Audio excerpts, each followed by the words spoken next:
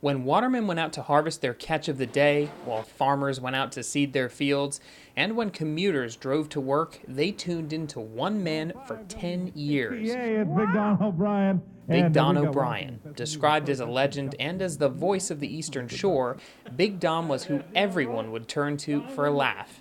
Sadly, these days, his voice isn't what it used to be. The one thing I needed, the Lord took away.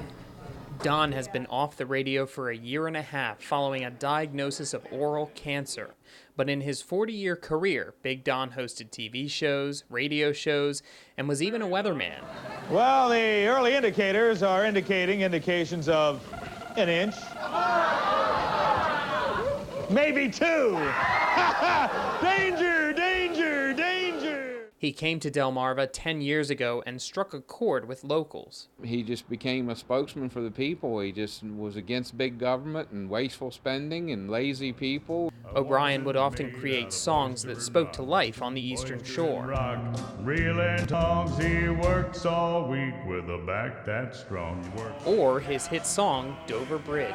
Dover Bridge is going down in the And Don says those songs weren't just for fun, they had an impact. We got stuff done for watermen and farmers, and those are bridges. Not falling down, but blowing up. He's been off the air for over a year, ever since he had surgery to remove the cancer in his tongue and lymph nodes. They had to open me up. They cut my tongue. The one thing that Big Don needed, his radio voice, taken away by a cruel twist of fate. They did save my life. I mean, it was a very active and deadly cancer. And I forget that sometimes. And while he was mad at the time, he says he has a new job now, helping people in similar situations. You know, I'm able to tell people, whether they have recovery from cancer, or alcohol addiction, anything. It's not the end. Also unending is the support for Don.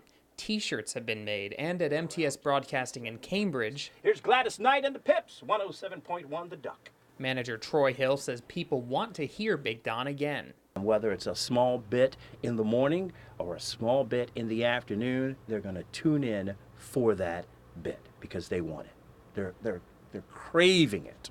Big Don is not sure if he's ready yet, but in the meantime, he's liking his new job of helping others. I'm very blessed to be right here, where I'm supposed to be.